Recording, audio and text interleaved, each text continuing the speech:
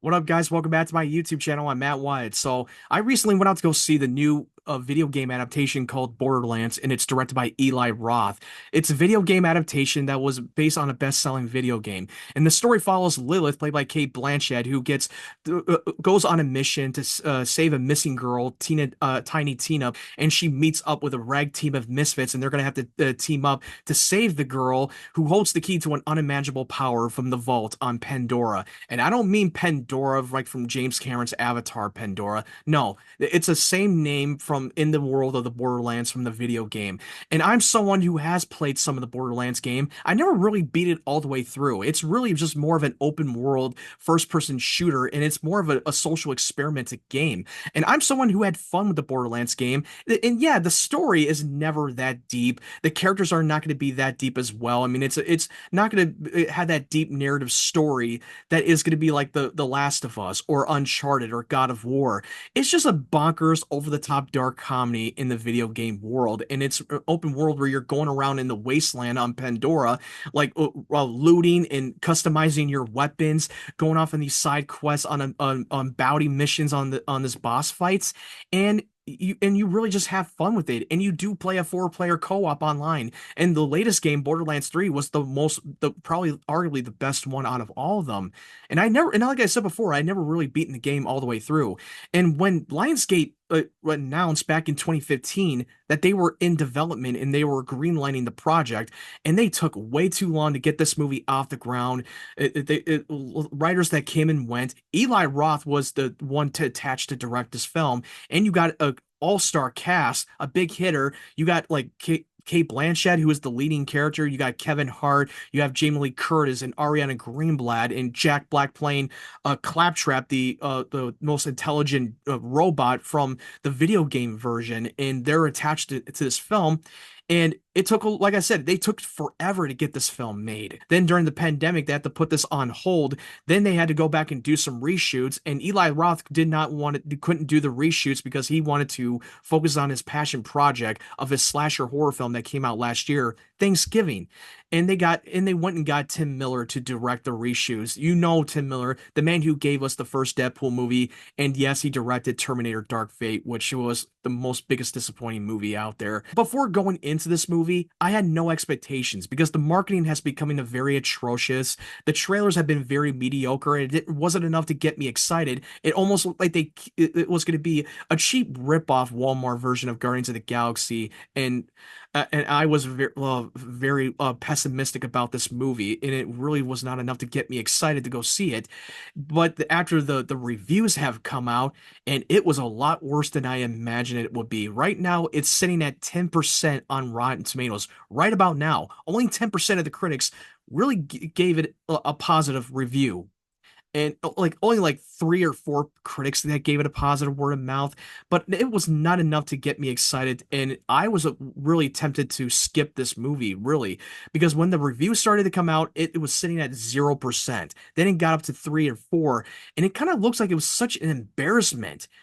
Like, people were saying it's really bad, and I was a little bit worried, but I was willing to give it a chance because maybe I might be one of the people that actually like the film. I might be in the minority with critics before going into the film. So I went in with an open mind and see what all the fuss is about, and I wasn't expecting much. I was going into very, very low expectations, and after coming out of the theater, it was everything I feared it would be. And I've got to say, in all honesty, it's the biggest piece of dog shit. It was a complete, utter dog shit with a shitty writing, characters that you could not be attached to. It did not have the charm. It did not have the heart. It looked like they were trying way too hard to have this culmination of idea to be like these other IPs. That's what it felt like. It felt like a little bit of a copy and paste. The production value so cheap. The green screens were very shitty. And the cast members, even though I love the cast, they did not have any on-screen chemistry. They looked like they were just shoved in at random. And there was this one critic on one of the people that were one of the critics on Rotten Tomatoes that I looked up. One of them said that this feels like that they had a big hitter cast members that were slapped into this Borderlands movie, and it felt like they were playing an escape room, which I thought that was very hilarious. A critique that I've seen from a critic. And watching this movie, this person is not wrong. It's very accurate. They looked like they didn't want to be there. They felt like they were in it for the paycheck, especially Cate Blanchett. I don't know why she agreed to do this, but maybe they gave her a dump truck full of money. And it just, the costume designs looked so cheap. It looked like they were coming off of a cosplay. Some of these characters looked like they aged them up so much that it did not fit into their character. Jamie Lee Curtis, which I'm a fan of Jamie Lee Curtis, but you can totally tell that she did not want to be there. She was like, hey, I'm here. Let's earn a paycheck. And you got Kevin Hart, who's playing a badass shooter, who is a rogue soldier who's on a mission for himself, but he also wants to protect the girl. You can totally tell that there's no really on-screen chemistry with any of the characters that he's with. He's literally just playing Kevin Hart. And look, I do like Kevin Hart as a comedic actor. I liked his early days in stand-up. Yeah, his name is so big and he's a big star, but I'm at a point where I'm kind of tired of seeing him in any movie he's in because he's literally just playing himself. There's no really acting chops to him whatsoever.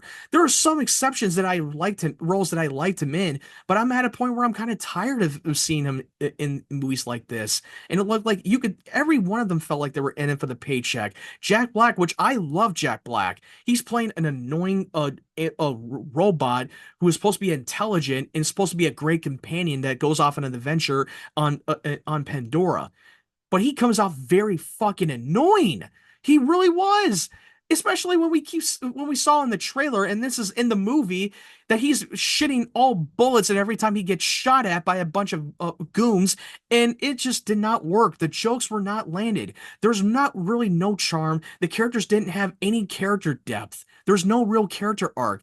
And even when there's a moment with Cate Blanchett and the girl Tiny Tina, played by Ariana Greenblatt, which I love Ariana Greenblatt as an actress. She did a great job as Ahsoka in the Ahsoka show. She was great in Barbie, and she was great in Love and Monsters, which that movie was very underrated.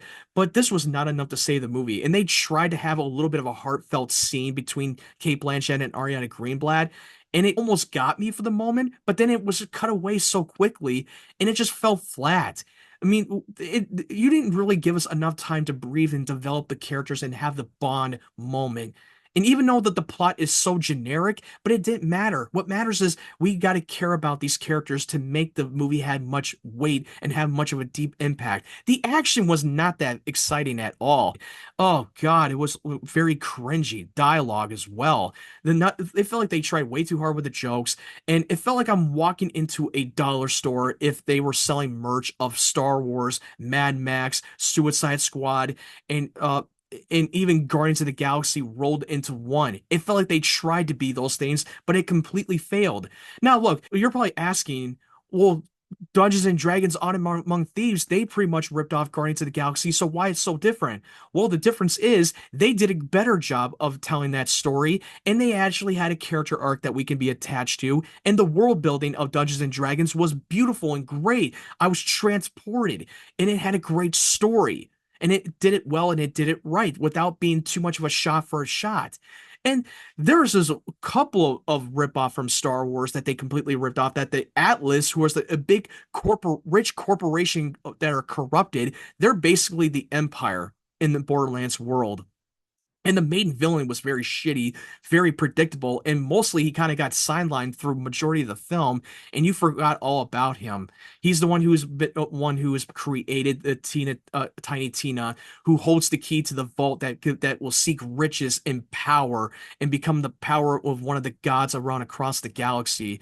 That's what he's really after, and she holds the key to it, to opening the vault on Pandora. I mean, I don't care if I spoil majority of the film because I personally would not recommend you should rush out to see this movie in the theater. You're not going to have a good time. Even if you're not a fan of the games, it will not please you at all. It's not going to please non-fans or even the hardcore Borderlands fans. It's not going to please anybody.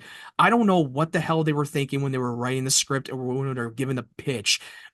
I feel like in this pitch meeting, when they were writing the script, I feel like they were typing it with their eyes closed, or two, it was generated by AI, or three, it was written by a 12-year-old. That's what it felt like.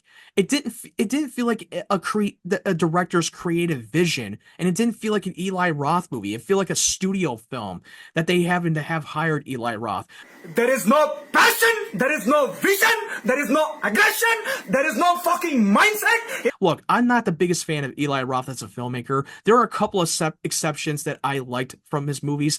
I really enjoyed Cabin Fever. I know not a lot of critics really love that film. It's one of my guilty pleasures. It's a bad horror film, but it's a guilty pleasure that I can enjoy. His best film that he directed from last year was his passion project, Thanksgiving. I'm not going to say it's one of his best, but it's definitely the best film he had made at that time. But generally, I think that, with all due respect, I don't want to shit on Eli Roth as a person, but as a filmmaker, I think he's mediocre, to be honest with you. He failed to make a good movie out of this. And the writing was just a mess and all over the place, and it felt dull at moments, and I just couldn't wait for this movie to be over. And I don't think that this is as bad as Madam Web, because Madam Web was so bad that I was so offended by it. But this movie was just so bad that I'm glad that that it's over, that I can completely move on from it. There's no real weight to it. There's no heart, and it just felt like a big mess, and I don't know what the hell they were thinking. It felt like we were devolving back into the day when video game movies suck. We were in the middle of a video game adaptation curse that every time they try to adapt into a movie or show, it automatically sucks. With an exception of the original Mortal Kombat movie from the mid 1990s, I loved them.